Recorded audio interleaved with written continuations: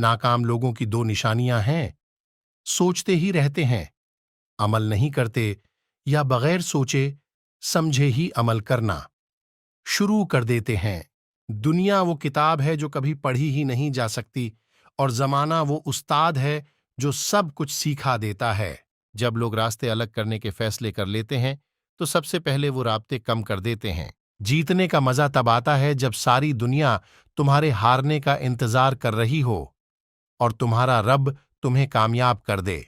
अगर इंसान किसी सही रास्ते पर गामजन है तो मंजिल के हुसूल के लिए किसी जल्दबाजी की कोई जरूरत नहीं, क्योंकि बड़ी कामयाबियां हमेशा देर बाद आती हैं।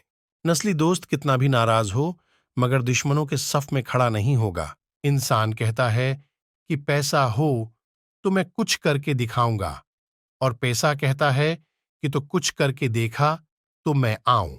हलाल कमाई इंसान खाता है और हराम कमाई इंसान को खा जाती है। अच्छा वक्त उसका होता है जो किसी का बुरा नहीं सोचता।